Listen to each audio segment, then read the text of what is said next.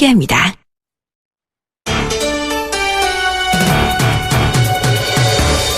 출근길 뉴스를 종합해드립니다. 깊이 있는 뉴스 YTN FM 출발 새 아침. 신율의 출발 새 아침 3부 순서 시작합니다. 요새 참 좀 우울하시죠? 이 부장검사의 스폰서 의혹부터 시작을 해서 전직 언론인이죠, 이젠. 언론인의 조카의 특채 의혹에 이르기까지 정말 우리 사회가 왜 이렇게 돌아가나 하는 생각이 들 정도로 문제가 많습니다. 하지만 그럼에도 불구하고 우리 사회가 이렇게 돌아갈 수 있는 것은 다 여러분들과 같이 제자리에서 묵묵히 일 잘하시는 분들, 이분들 덕분이라고 생각합니다. 오늘도 여러분 그런 의미에서 힘차게 활기차게 생활하시기 바라겠고요. 신율의 출발 새 아침 3부 순서 먼저 광고 듣고 오겠습니다.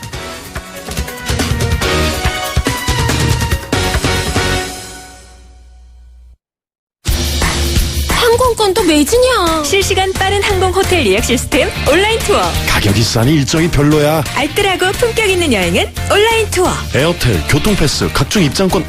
복잡해. 여행의 예약을 한 번에 온라인 투어. 기억하세요. 여행의 모든 해결 온라인 투어. 온라인.co.kr. 페이스 노루코 면도기 도루코 페이스 면도기 페이스 안전하고 부드러운 대한민국 면도기. 안전하고 부드러운 면도 그 이상을 경험하세요. The Shaving Innovator Dorco Pace.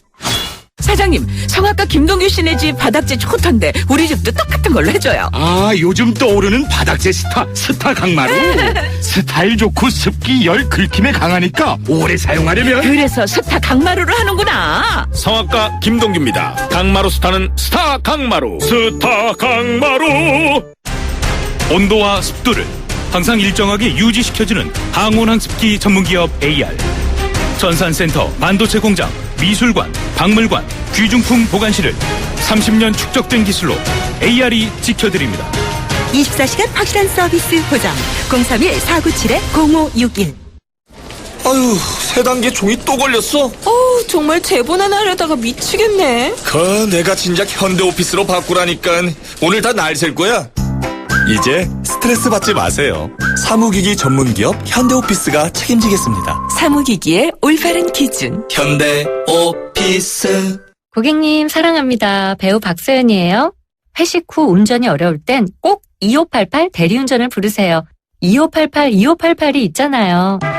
좌우로 정렬 2588. 눌러줘요 2588. 2588 대리운전아 고객님을 부탁해. 아이시스 8.0. 왜 핑크냐고요? 핑크는 건강하다는 증거니까. 건강에서 핑크라벨 균형 잡혀 8.0. 해교의 생기 비결. 건강한 미네랄 밸런스가 핑크빛 생기를. 핑크빛 생기 에너지. 아이시스 8.0. 전 핑크만 챙겨요. 날이 화창하거나 비가 내리거나 눈이 내려도 나는 망설이지 않는다. 판단하기 전에 눈이 먼저 반응하는 브랜드 잭필드. 송곳 같은 말. 허무한 말, 우리가 주목해야 될 말을 전해드립니다. 왁자지껄, 말.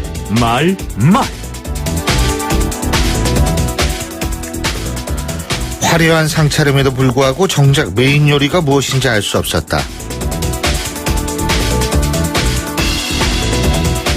더불어민주당 박경미 대변인이 국민의당 박지원 비대위원장의 국회 교섭단체 대표 연설에 대해서 한 얘기입니다. 그런데요, 그렇다면 다른 당 대표들의 연설은 그렇지 않았다는 것인지 궁금합니다. 솔직히 국회 교섭단체 대표 연설에 국민들의 관심은 그다지 높다고 할 수 없습니다. 다시 말해서 많은 국민들은 이런 연설에 관심이 없다는 얘기인데요. 그 이유를 한 번쯤 생각해 봤는지 되묻지 않을 수 없습니다. 국민들이 관심을 갖지 않는 이유는 바로 이런 연설들이 추상적이고 도무지 어떻게 하겠다는지 모를 정도로 구체성이 결여됐기 때문이라고 생각하는데요. 이번 대표 연설들에서도 이런 점은 다시 한번 확인할 수 있었습니다. 그래서 하는 말인데요. 남 얘기만 하지 말고 스스로 한번 돌아보는 것도 중요하다는 생각입니다.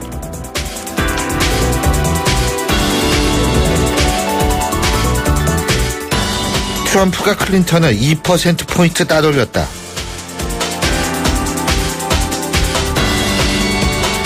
미국 CNN과 여론조사 업체 ORC가 발표한 지지율 조사 결과인데요. 지금 힐러리를 둘러싸고 있는 문제는 건강 이상설서부터 이메일 관련 문제에 이르기까지 다양합니다. 그래서 트럼프가 힐러리를 앞설 수도 있다. 이렇게 생각할 수 있지만은요. 근데 걱정스러운 점은 트럼프나 두테르테와 같이 예측 불가능한 인물들의 인기 영합주의가 지금 국민들에게 어필한다는 점입니다. 이것은 결국 경제 상황의 악화가 이런 상황을 만들어냈다고 볼 수 있는 건데요. 내년 대선을 앞두고 있는 우리 입장에서도 이런 돌출적인 인물들이 나와서 인기를 끄는 것은 아닌가 하는 걱정이 앞서는 것이 사실입니다. 지금 이런 현상은 한 국가만의 상황은 아니라고 할 수 있기 때문입니다.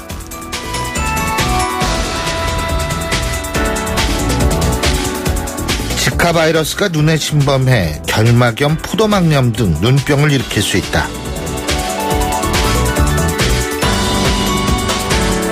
미국 워싱턴대, 콜로라도 주립대 등 공동연구진이 밝힌 연구 결과입니다.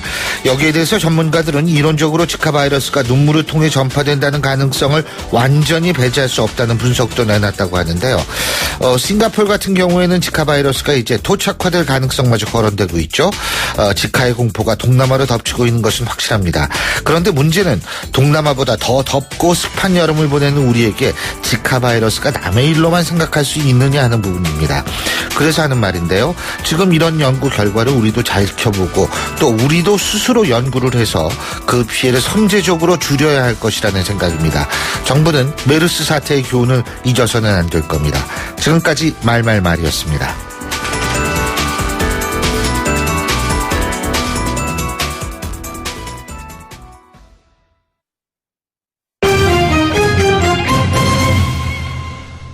경제뉴스 알아보겠습니다. 최요한 경제평론가 연결합니다. 안녕하십니까?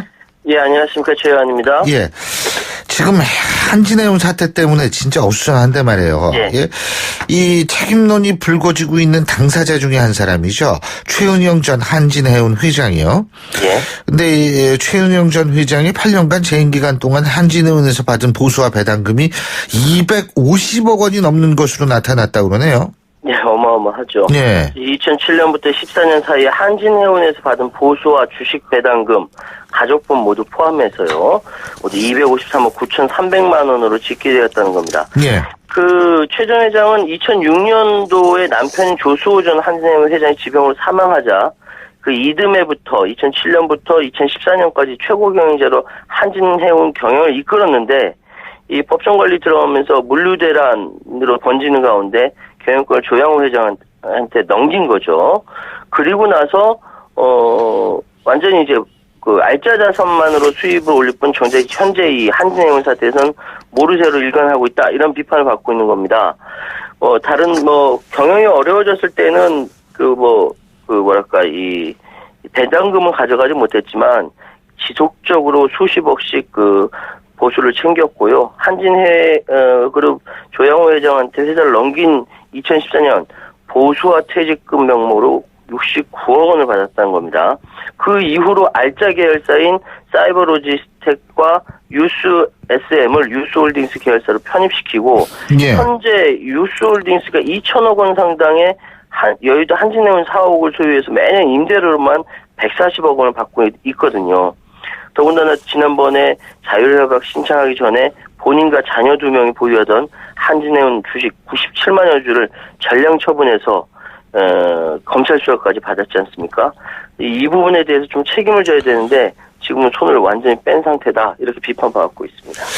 자, 그리고 말이에요. 예. 이 서울 시내에서 집 못 구해가지고 굉장히 힘드신 분들이 한둘이 아니고 그래서 수도권 인구 늘고 있잖아요, 지금. 그렇습니다. 그죠? 예.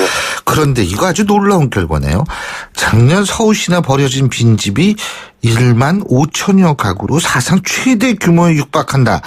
이런 얘기가 있어요. 예, 네? 그러니까 청년, 신혼부부 등 젊은 층은 비싼 전월세 값에 서울 도심에서 외곽에서 경기권으로 밀려나고 있는 반면 처치 곤란한 상태의 빈집만 쌓여가고 있다. 이거죠. 빈집들이 너무 낡아서 팔거나 임대가 어렵거나 또 재개발이 장기간 정체돼서 사람이 살지 않는 않는 그 방치된 곳이 상당수라는 겁니다. 예. 이걸 추산하기도 어려워요. 그래서 서울시가 어떻게 알아냈냐면 그 상수도 사업본부와 협력해서 6개월 이상 기본 요금만 부과된 가구 수를 추정하다 보니까 이 빈집이 15,000가구나 되는구나 이렇게 알게 된 겁니다. 이게 이제 그 어떻게 좀 활용할까 이렇게 그 방안을 추진 중이지만 하기도 힘들고 예. 슬로마 그러니까 계속 이제 가속되는 우려를 낳고 있습니다. 일단은 서울시가 25개 자치구에 협력해서 예. 빈집 파악하기, 개발 사업자, 임대주택 입주자 연결하기 뭐 이런 체계를 구축하고 있다라고 하는데 결코 이것이 쉽지가 않은 상황이고요.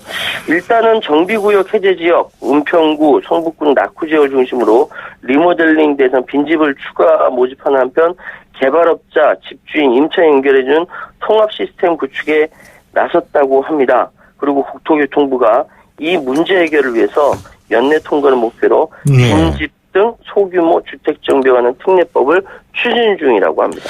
이게 중요한 게 일본 같은 경우에 우리보다 먼저 초고령 사회로 이제 진입을 하지 않았습니까? 그렇죠. 근데 여기도 지금 이 도쿄 도심의 빈집 그리고 도쿄 주변 도시의 빈집이 엄청나게 많이 늘어나고 있어서 이게 지금 굉장히 심각한 문제인데 우리 같은 경우도 인구 절벽이 이제 오거든요. 2020년, 18년에서 20년 사이에요. 그렇습니다. 이렇게 되면 그런 부분에 대한 정부 지자체 차원에 있어서의 대책이 시급히 마련돼야 될 겁니다. 이게 자, 그리고 정부가 출산율을 끌어올리고자 각종 저출산 대책을 쏟아내고 있지만 정작 국공립 어린이집 확충 예산은 줄인 것으로 나타났다 그러네요. 예, 제가 운이 좋아서 아이 셋을 다 국공립 어린이집 보냈거든요. 셋이세요, 지금? 예. 아기가? 보내기가 굉장히 어려웠는데. 예. 아이 막내가 뱃속에 있었을 때 등록을 하고 기다렸어요. 그래서 결국은 이제 그렇게 됐는데 지금 국공립 어린이집 확충하겠다라는 것은 이 정부가 지난해 12월 제3차 저출산 고령사회 기본계획을 발표하면서 2025년까지 매년 150곳씩 늘리겠다. 이렇게 발표한 바가 있거든요. 네. 근데 아예 확충 예산을 줄여버린 거. 예를 들어 이번에 보니까 회계연도 예산안을 분석해 보니까 2016년에는 302억 원에서 2017년에는 189억 원으로 37.6%가 감액됐다는 겁니다. 그러니까 엄마들은 국공립 어린이집 확충해서 거기 가기를 굉장히 간절히 염원을 하고 있거든요. 아예 줄인다는 건 뭐냐면은 돈 많이 드는 어린이집 신축 줄이고 리모델링비로 대신 하자. 대충 이러고 넘어간다는 거죠. 물론 복지부에서는 기존 어린이집에서 선호하기 때문에 이런 방식을 선택했고 150곳까지 매년 늘린다는 거는 지금 달성 가능한 목표다라고 이야기하고 있지만 지금 당장 저출산 대책이라고 많이들 고민하고 있는데 지금 국공립집 어린이집 확충 예산이 줄어든 것 이건 아무래도 좀 섭섭하다 이렇게 말씀드릴 수밖에 없는 것이죠. 예, 그리고 우리 최원 평론가께서는 그래도 국가 시책에 아주 적극 호응하셨네요. 3명씩이나 나시면. 진짜 애국하셨네요, 진짜. 예, 오늘 말씀 여기까지 듣겠습니다. 고맙습니다. 예, 감사합니다. 예, 지금까지 최요한 경제평론가였습니다.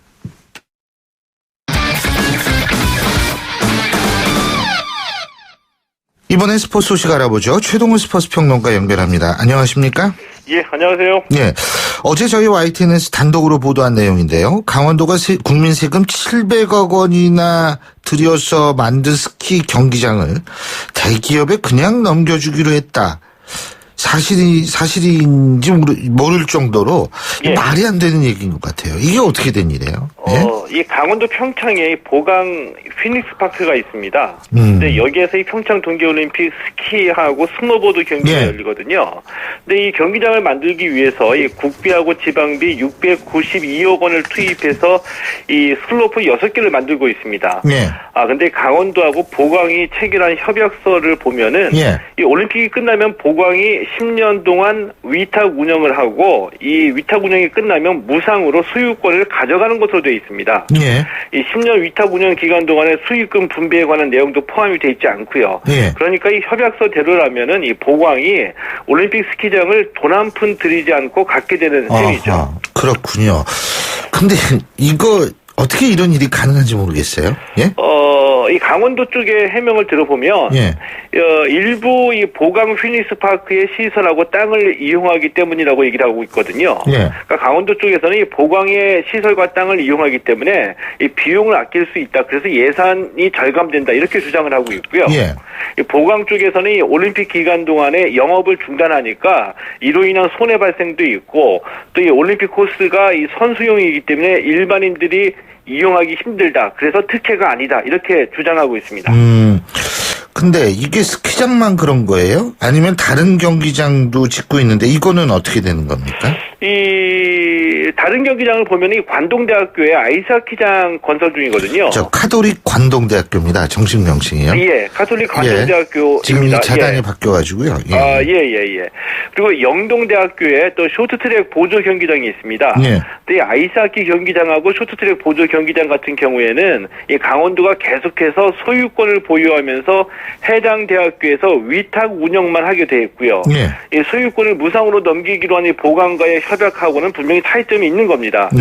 이 보강이 소유한 부지에 스키장을 건설한다고 하더라도 이 수익금 분배도 없이 10년 위탁 운영을 맡기고 이 위탁 운영이 끝나고 난 뒤에 이 무상으로 소유권 넘기는 것은 분명히 좀 특혜성이 짙다라고 볼 수가 있겠죠. 그리고요, 오늘 리우 패럴림픽이 막을 올리는데 지금 개회식이 가만히 있어봐. 지금 8시 25분 10초 지나고 있는데 개회식이 진행 중이겠네요? 예, 진행 중에 있습니다. 오늘 리우 패럴림픽이 개막하고요. 이 마라카난 경기장에서 개회식이 지금 진행 중에 있습니다. 오늘 개회식에 이어서 12일간의 열전에 들어가게 되고요. 이번 패럴림픽 전 세계 160여 개국에서 22개 종목 4,300여 명의 선수들이 참가하게 되는데 우리 선수단, 지금 선수단 입장이 진행 중이거든요. 우리 선수단은 37번째 순서로 입장을 했습니다. 그렇군요. 어쨌든 이번에도 좋은 성적 한번 기대해 보겠고요. 내년에 월드 베이스볼 클래식 이 WBC가 열리고 김인식 KBO 기술위원장이 이제 WBC 감독으로 선임이 됐고 제가 인터뷰도 했었는데 말이에요. 이 WBC와 관련해서 오승환 선수가 갑자기 논란이 되고 있다고 그러는데 이게 왜 논란이 되는 거예요? 어제 이제 김인식 감독이 이 감독이 되고 나니까 오승환 선수가 절실히 필요하다. 이렇게 이제 말을 했거든요. 대표팀에 뽑고 싶다는 얘기죠. 근데 오승환 선수가 지난해 해외 원정 도박 때문에 1,000만 원 벌금형을 받았고요. 또 이 KBO로부터 한 시즌 경기에 절반 출전 정지 징계를 받았습니다. 또 오승환 선수의 국가대표 선발이 논란이 되고 있는 겁니다. 김인식 감독이 이 국가에 봉사하겠다고 나서면 되지 않을까 이렇게 얘기를 했는데 이 국가대표 선발에 반대하는 여론도 만만치가 않고요. 이 KBO는 이 징계가 국내 프로야구에만 적용이 되기 때문에 이 규정상 이 대표 선발에 문제는 없다는 입장인데 이 국내 프로야구 10개 구단 단장 중에 8명이 오승환 선수의 대표 선발에 반대한다는 입장을 밝힌 것으로 알려졌습니다. 그렇군요. 근데 오승환 선수가 어제 강정호 선수한테 홈런 맞은 모양이에요. 이 팬들의 관심을 모았던 맞대결이었거든요. 이 세인트루이스의 오승환 선수가 어제 이 피츠버그전에서 9대6으로 앞선 9회 마운드에 올랐는데 이 투아웃 잡고 난 뒤에 세 번째 타자로 강정호 선수를 만나서 중월 홈런을 맞았습니다. 오승환 선수 후속 타자를 삼진으로 잡아내고 팀 승리를 지켜냈고요. 어제 시즌 16세이브 기록했습니다. 이 강정호 선수는 어제 경기에서 4회에도 홈런을 터뜨렸는데 어제만 홈런 2개 기록했습니다. 오늘 세인트루이스전에서 5번 타자 3루수로 선발 출전했는데 경기가 현재 1회가 진행 중이거든요. 1회 현재 세인트루이스가 1대0으로 앞서 있습니다. 자, 그리고 자고 나면은 순위가 바뀐다는 말이 있을 정도로 포스트 시즌 순위 경쟁이 치열한 SK하고 기아요. 근데 SK가 어제 기아를 밀어내고 4위로 올라섰나요? SK가 기아하고 2연전을 모두 승리로 장식하면서 4위로 올라섰거든요. 기아가 5위로 밀려났습니다. 5위까지가 이 가을 야구 포스트 시즌에 진출하게 되고요. SK가 어제 기아를 11대3으로 크게 이겼고요. 6위 LG도 이 끈질기게 가을 야구 꿈을 이어가고 있습니다. 어제 이 넥센을 11대0으로 이겼는데 5위 기아하고 한 경기 차, 4위 SK하고 한 경기 반차이기 때문에 SK, 기아, LG 세 팀 중에 두 팀이 가을 야구를 하게 될 것으로 예상이 되고요.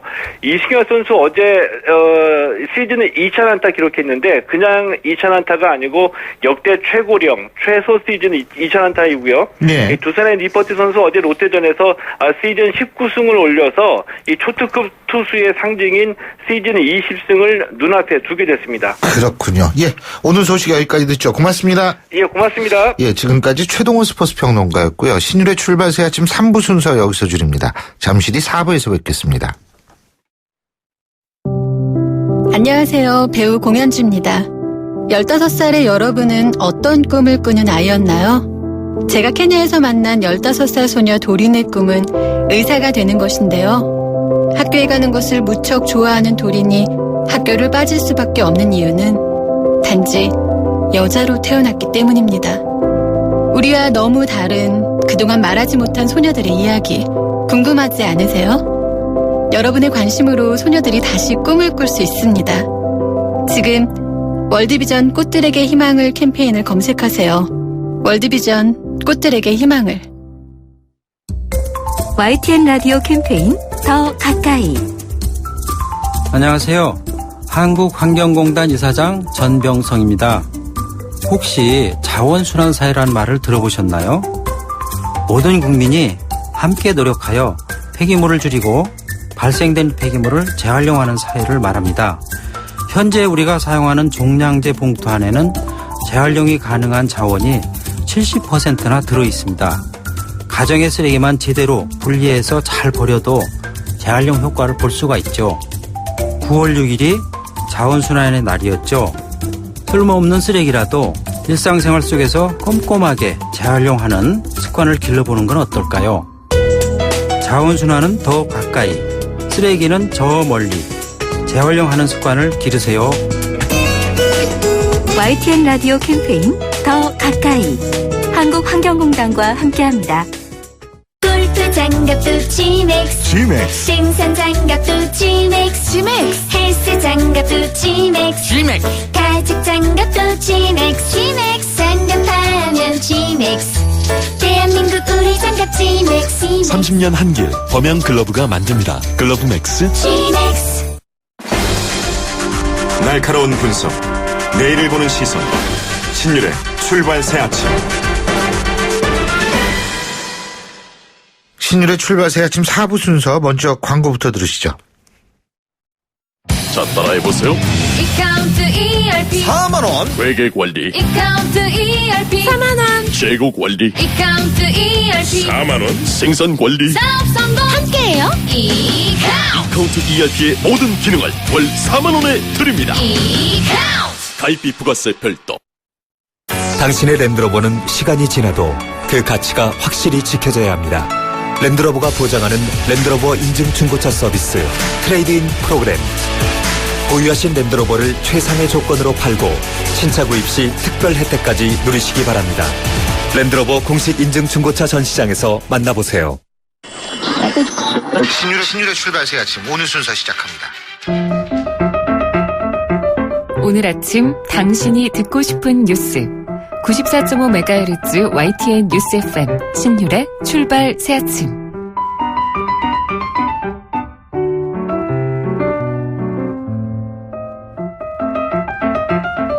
제가 앞서서 요새 그냥 안 좋은 소식, 어수선한 소식만 있다 이런 말씀을 드렸는데요.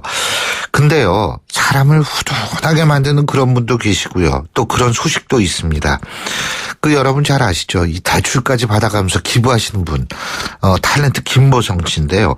자, 이번엔 소아암 환자 돕기 캠페인에 참여하면서 종합격 투기에 도전한다고 합니다. 그리고 모발을 기증하려고 삭발까지 감행했다고 하는데요. 자, 이런 소식 우리를 힘내게 합니다. 탤런트 김보성 씨 직접 만나보겠습니다. 안녕하십니까? 네, 안녕하십니까? 예. 진짜 이렇게 힘찬 모습, 이 힘찬 목소리 들으니까 그냥 정신이 확 들어요. 예. 삭발하셨는데, 예. 머리 모양 마음에 드세요? 반응이 좀 괜찮습니다. 주변에서. 생각보다 멋있다고 그러기도 하고요. 생각보다. 저도 시원합니다. 예. 예. 어떻게 삭발까지 생각하게 되셨어요? 일단, 우리 제가 지금 로드FC 소아암 아이들 격투기에 데뷔하기 전에. 예. 우리 소아암 아이들이 이제 수술을 하기 전에 머리도 많이 빠지고. 예. 수술 전에 이제 삭발을 그쵸. 합니다. 그래서, 소아암 아이들을 위한 가발 기부가 일단 첫 번째 목적이었고요. 그 다음에 이제 외국 같은 경우에 이제 소아암 아이들이 이제, 반 아이들이 이제 같이 의리로서 동참해서, 동질성 위로 차원에서 같이 그렇죠. 삭발을 하기도 합니다. 그래서 맞습니다. 우리 아이들 힘내라고 같이 이제 삭발을 한 거죠. 참 이런 얘기 들으면은 참 제 자신도 부끄러워지고 말해요. 참 그래서 훌륭하신 아니에요. 진짜 이건 굉장히 어떻게 표현할 수 없을 정도의 일을 하시는 겁니다. 로드 FC 대회에도 나가시는 걸로 알고 있는데 이것도 소아암 덕기 환자의 일환이죠? 네네네. 로드 FC와 같이 모든 저의 개런티뿐만 아니라 입장 수익이 전액 소아암 아이들 수술 비와 치료비로 지원이 됩니다. 예. 그래서 로드 FC도 이제 적자를 감수하면서까지 정말 1원도 안 남기고 전액 다 소아암 아이들을 위해서 기부하기로 한 거죠. 그렇군요. 근데 이거 격투기 안 해보셨잖아요. 네네네. 근데 좀 위험하지 않으시겠어요? 제가 예전부터 이제 복싱 태권도를 했고, 네. 수십 년간 액션 배우를 했었기 때문에, 전혀 좀 두려움이 없습니다. 그래도 연세가 있으시고. 예, 네네. 죄송하지만 50 넘으셨잖아요. 50, 한국 나이로 1966년생입니다. 51살입니다. 그죠? 우리나라 나이로. 근데, 가족분들이 반대 심해졌을 것 같아요. 예? 일단 일단 1차적으로 우리 와이프가. 예. 아무래도 제가 이제 왼쪽 눈이 안 보이는 이제 시각장애인입니다. 예, 알고 있습니다. 예, 그러다 보니까 이제 오른쪽 눈마저 다칠까봐. 예. 극구 반대를 했죠. 이혼하고 해라. 외국을 가버리겠다. 그래서 반대가 심했는데, 제가, 무릎을 2번 꿇었습니다. 한 번 꿇었을 때 허락이 안 돼서. 예. 한 번은 이제 술을 약간 좀 마시고 들어가서. 내가 좀 조금 찢어지고 부러져서. 예. 아이들 생명을 많이 살릴 수 있다는 거 좋은 거 아니냐. 예. 한쪽 눈은, 최대한 보호하면서 하겠다. 그래서 허락을 받아냈고요. 예. 와이프가 또 그저께인가, 제가 삭발 기자회견 하면서 소아암 아이들을 위한 가발 기증식을 할 때, 와이프도 이제 같은 마음을 내셔서, 와이프도 이제 머리를 30cm를, 자르고, 함께 동참하기로 했습니다. 네. 정말, 어떻게, 제가 예전에 김보성 씨 얘기 들었거든요. 예전에 대출 받으셔가지고 기부하신 적도 있으시잖아요. 제 기억으로. 그죠? 예. 제가 볼 때는, 정말 이런 식으로 많은 분들을 부끄럽게 만드는 분들이 우리 사회에 정말 김보성 씨 같은 분들이 많았으면 좋겠다는 생각이 듭니다. 그래서 이게 진짜 기부봉사라는 게 말이 쉽지 이게 실천하기 참 어렵거든요. 예. 이런 일들을 실천하시면서 사실 저희 같은 사람들한테 꼭 전하고 싶은 얘기가 있다면 어떤 얘기가 있으시겠어요? 저는 의리 사나이를 자랑하는 사람이 아니고 저는 의리 계몽 운동가일 뿐입니다. 의리 계몽 운동가. 예. 그렇죠. 예. 저는 항상 제가 의리를 외치는 1단계 우정의 의리, 2단계 공익을 위한 정의감, 마지막 3단계인 나눔의 의리를 외치는데요. 예. 우리 나눔의 의리가 계몽이 잘 돼서 사회적 약자와 소외된 사람들 그리고 힘들고 아픈 사람들을 돌아볼 수 있는 그런 계몽을 하는 건데요. 그냥 예를 들면 방송에서 아픈 분들 이렇게 방송 나오잖아요. 네. 그럼 ARS 이렇게 3,000원, 2,000원 이렇게 나오지 않습니까? 예. 그거부터 이제 시작이 돼야 되고요. 예. 그러면 일단, 부담이 없지 않습니까? 그 다음에. 그렇죠. 길거리를 지나가는 폐지를 이렇게, 리어카를 끌고 가는 어르신들이라든가, 그럼 같이 리어카를 끌어들이고. 예. 여러 가지가 있죠. 그러니까 생활 속에서부터 이제 실천하는 게 일단 중요하다고 생각이 됩니다. 그래서 저는 함께 한번 해보자. 이 세상을 한번 정말 따뜻한 세상을 바꿔보자라는 차원에서 개몽을 하는 겁니다. 예. 앞으로 활동 계획은 어떠세요? 머리 자르신 게 좀 이게 지장이 되진 요새 가발 좋은 게 많이 나오니까 또. 아니요. 저는 우리 아이들 위해서 삭발한 거기 때문에. 예. 오히려 저는 어떤 모양으로 비춰지든 멋이든 상관이 없습니다. 그래서 저는 일단 이 상태로 계속 활동을 할 거고요. 예. 그리고 이제 영화도, 영화사에서도 좀, 블록버스터 액션 영화가 이제 이번에 들어가는 게 있는데, 영화사에서도 흔쾌히 그냥 그 모습으로, 나와줘도 상관없다. 이제 허락이 되셔서 기분 좋습니다. 아니, 진짜 아침에요. 사실 저는 항상 문제점만 얘기를 하고 안 좋은 얘기만 하거든요. 예? 그런데 사실 오늘 김보성 씨한테 이런 말씀을 들으니까, 정말 방송한다는 보람이 생깁니다. 아유, 감사합니다. 진짜로 아침에 이런 말씀 전해드리게 돼서 정말 개인적으로 굉장히 훈훈하고 기쁩니다. 앞으로 힘 계속 내시기 바라겠고요. 저희가 계속 뒤에서 응원하겠습니다. 화이팅 하십시오. 네. 화이팅 하십시오. 그냥 건강이 최고입니다. 감사합니다. 고맙습니다. 예. 자, 지금까지 배우 김보성 씨였고요. 여기에서 저희가 한 말씀 드릴 게 있습니다. 오늘 오후 5시 10분 저희 YTN 라디오에서 추석 특집으로 나누면 행복한 라디오쇼 모금 생방송을 준비합니다. 여러분 잘 아시죠? YTN 라디오 당신의 전성기 진행자 이익선 씨하고요. 탤런트 이광기 씨가 함께 진행을 하고 가수 박학기 씨도 함께 하죠. 이번 라디오쇼 모금 생방송에서는 13살 지혜의 얘기도 방송될 예정인데요. 어려운 형편 속에서도 엄마와 또 희망을 잃지 않고 열심히 살아가는 이 지혜의 이야기 정말 여러분 놓치지 마시고요. 오늘 오후 5시 10분 작은 금액이라도 모금에 참여해 주시기를 정말 부탁드립니다. 여러분의 작은 금액이 우리 사회를 바꿀 수 있습니다.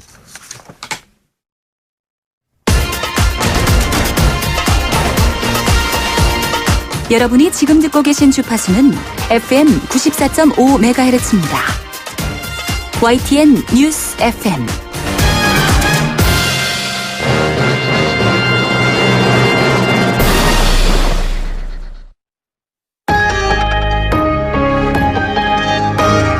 위기의 한국 경제. 하지만 해법은 있습니다. 우리 경제에 또 다른 도약을 준비하는 코너. 출발 새 아침 경제 빅 이슈.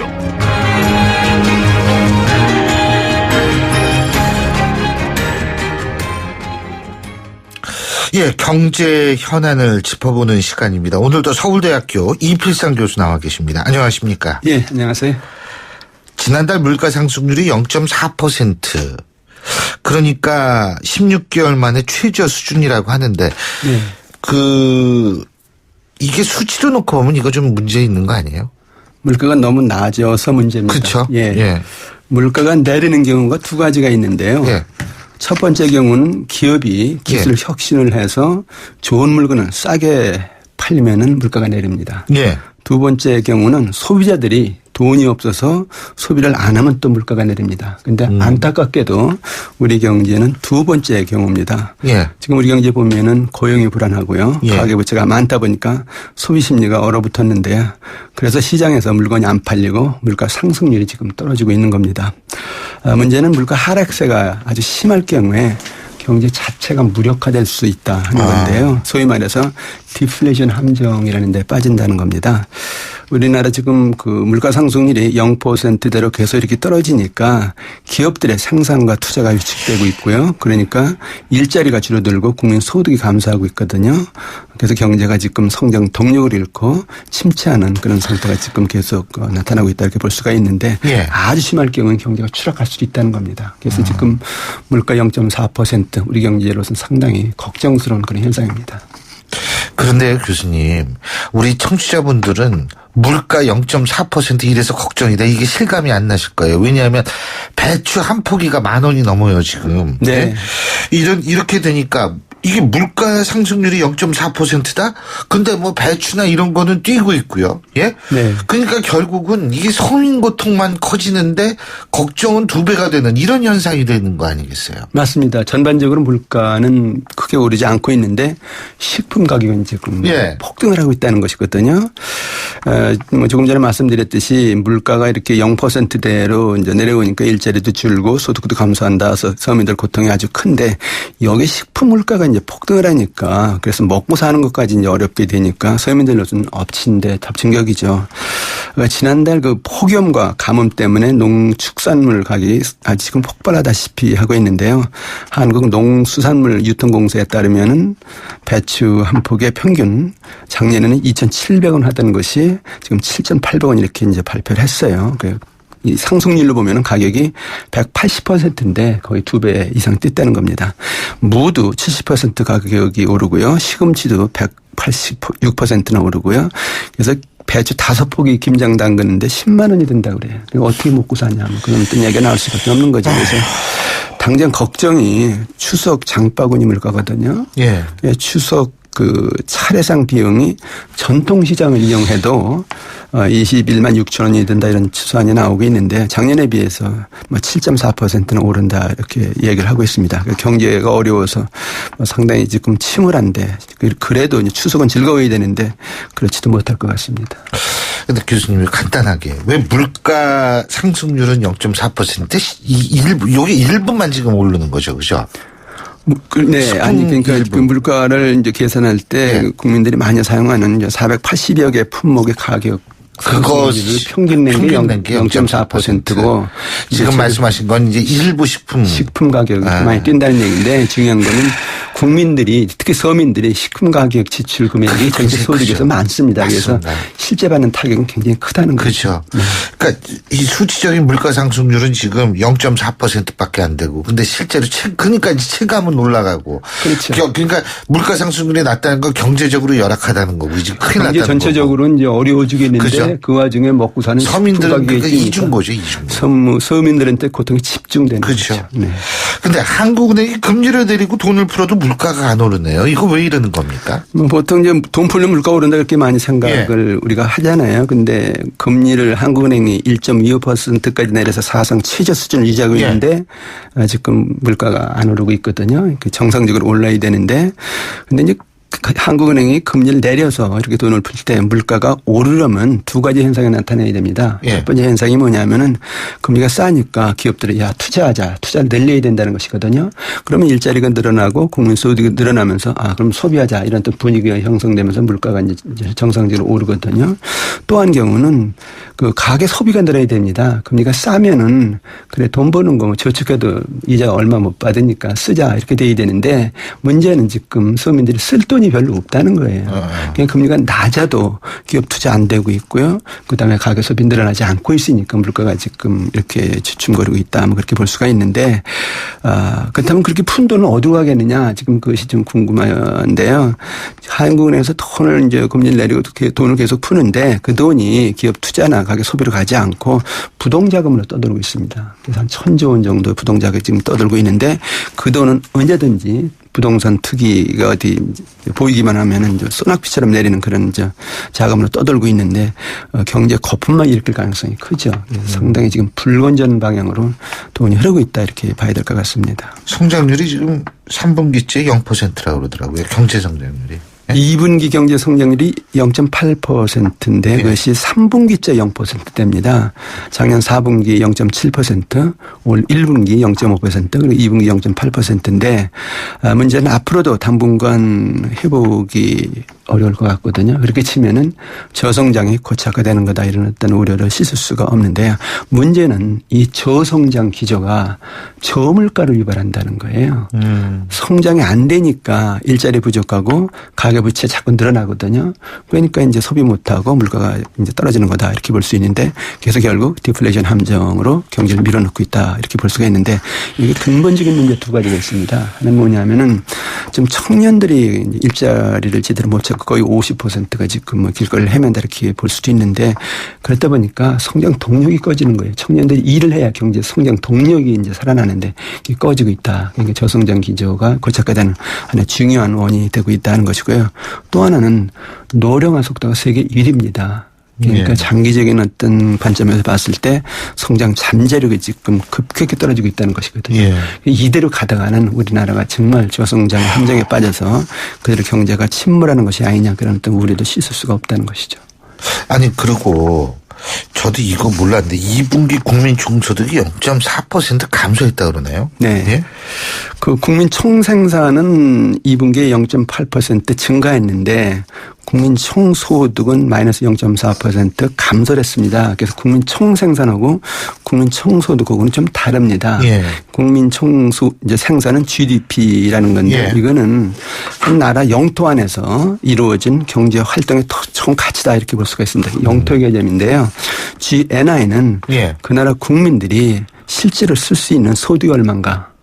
소득 개념입니다. 그래서 국민 총소득, 국민 총생산은 0.8% 증가했지만은 국민 총소득 쓸 수 있는 돈은 0.4% 감소했다. 그런 뜻인데 이게 어떻게 이런 차이가 나냐 하면요. 경제가 개방되어 있기 때문에 그 나라 국민들뿐만 아니라 다른 나라 국민들이 보통 함께 이제 일을 하거든요. 그래서 영토 개념으로 보면은 GDP가 몇 % 증가해도 실제 우리 국민들이 버는 돈, 그 다음에 해외에서 우리 국민들이 버는 돈 이걸 합쳐서 보니까 오히려 감소하더라 그런 뜻이거든요. 그러니까 여기 수입 물가나 수출 물가 이런 어떤 효역 조건도 굉장히 악화돼서 지금 구매력이 떨어지고 있는데 그러다 보니까 국민소득 총소득 GNI가 0.4% 감소다 이런 얘기인데 총소득이 감소한다는 게 굉장히 심각한 문제입니다. 그렇죠. 예, 경제가 성장하면서 소득이 늘어나야 되는데 이게 감소하니까 국민들 이제 소비 심리가 이제 자꾸 떨어질 수밖에 없고요. 또 부채가 자꾸 늘 수밖에 없습니다. 소득이 주니까. 그래서 결국 소비 줄고 부채 늘어나면은 이제 경제 이제 원동력이 꺼지는 거다. 그다음에 모든 고통이 국민들한테 집중되는 거다. 이렇게 볼 수밖에 없는데 좀 상황이 좋지 않은 방향으로 지금 자꾸 가고 있는 것 같습니다. 지금 오늘도 어떻게 될지 모르지만 9월에 미국의 금리가 어떻게 되느냐, 예? 네. 이거에 따라서 주식시장도 그냥 올라갔다 내려갔다 하고 말해요. 그렇습니다. 또 어제는 $1 환율에서 원화 강세가 있었던 모양이더라고요. 네. 계속 이렇게 불안한데, 저는 미국이 확실하게 좀 올리면 올린다, 안 올리면 안 올린다, 이 얘기를 해주는 게 좋을 것 같은데 왜 그런 얘기를 못 하는지 모르겠어요. 예? 계속 공갈 폭탄만 터뜨리는 것 같아요. 그거 안 좋은 거 아닙니까?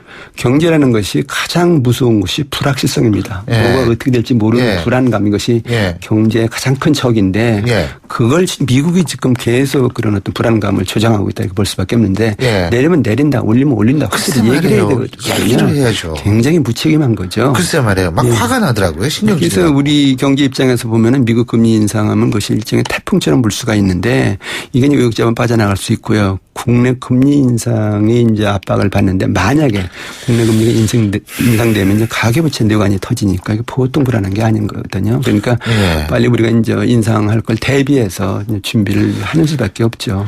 지금 교수님이 보실 때 하반기 경기는 어떻게 될 것 같으세요? 불안감이 더 확대될 것 같아요. 지금 하신 미국 금리 인상도 상당히 이제 중요한 불안 요인으로 작용하고 있고요. 또 하나는 구조조정을 지금 정부가 하고 있는데 해운 같은 경우 보면은 이게 어설프게 구조조정을 하다 보니까 경제 불안이 더 확산되고 있거든요.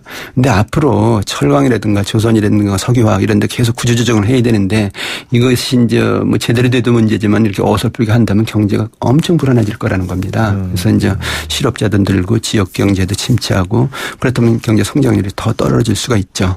그다음에 또 하나 이제 불안 요인이 보호무역주의인데 영국이 유럽연합을 탈퇴하지 않았습니까? 그다음에 미국의 지금 대선 후보들이 자국 경제 보호를 위해서 보호무역주의 하겠다 이렇게 아직 노골적으로 나오고 있거든요. 특히 트럼프가 더 심한 것 같더라고요. 힐러리보다. 맞습니다. 그래서 이제 세계 경제 질서가 보호무역주의로 이제 급선회할 수가 있는데 우리는 수출해 먹고 사는 경제인데 타격이 클 수밖에 없죠. 그렇게 치면은 하반기 경제가 상당히 불안 요인들이 많습니다. 근데 불안할수록 우리가 좀 침착하게 그래 어차피 어려운데 우리 다시 한번 가다듬고 일어나보자 그런 어떤 좀 자세를 가질 필요가 있는 것 같습니다. 교수님 죄송합니다. 지금 방금 들어온 속보 하나 말씀드리겠습니다. 야구 해설가 하일성 씨가 오늘 오전 숨진 채 발견됐습니다. 경찰은 스스로 목숨을 끊은 것으로 보고 정확한 경위를 조사하고 있다고 하는데요. 소식 들어오는 대로 계속 전해드리겠습니다. 하일성 씨가 사실 제 고등학교 은사님이십니다. 그러세요? 예, 체육 선생님이셨는데. 예, 알겠죠. 이거 참. 근데 말입니다, 교수님. 제가 얼마 전에 텔레비전을 봤는데요. 네. 이 텔레비전 거기에서 일본 경제학자가 나와서 예. 내년 초에 우리나라가 본격적인 디플레이션으로 진입할 수 있다 이런 예측을 하더라고요. 예, 그거는 일본 경제학자뿐만 아니라 우리 경제학자들도 그런 걸 많이 지금 이야기를 하고 있죠. 근데 이제 정부로서는 그래 디플레이션 함정에 빠질 가능성이 크다 이런 거 좀 대비를 해야 되는데 정부는 비교적 좀 낙관적인 것 같습니다. 그래서 조금 경제 위기의식을 가질 필요가 있는 것 같아요. 우리 경제가 그러면은 저물가 이렇게 저성장의 덫에서 좀 벗어나는 길은 뭘까요? 경제가 움직이게 해서 이 덫을 끊고 나와야 되거든요. 그러기 위해서는 원론적인 얘기지만은 근본적인 방법이 바로 일자리 만드는 겁니다. 그러니까 아무리 힘든 일이라도 또 아무리 임금이 낮아도 모든 근로자들이 다 너도 나도 일을 하면은 경제가 움직이면서 성장 이제 동력을 회복하고 그다음에 이제 그 덫을 끊고 나온다는 것이거든요.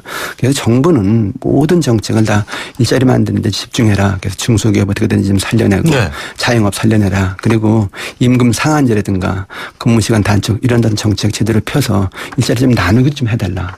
모든 사람이 일을 해야 됩니다. 그래서 지금 특히 청년들이 일을 못하니까 사람들이 일하면 경제가 결국 이제 동력이 꺼지는 건데 그래서 결국 경제가 살리는 길은 아무리 좀 어렵더라도 모든 국민이 일할 수 있는 그런 상황을 만드는 거다. 이렇게 볼 수밖에 없는데 정부는 경제가 지금 정말 어려운 상태다. 비상 상태다. 이런 걸 선언해서라도 일자리 만드는데 모든 정책을 좀 과감하게 폈으면 하는 것이 바람입니다. 예, 잘 알겠습니다. 예, 오늘 말씀은 여기까지 듣겠습니다. 고맙습니다. 네. 예, 지금까지 서울대학교 이필상 교수와 함께 했고요.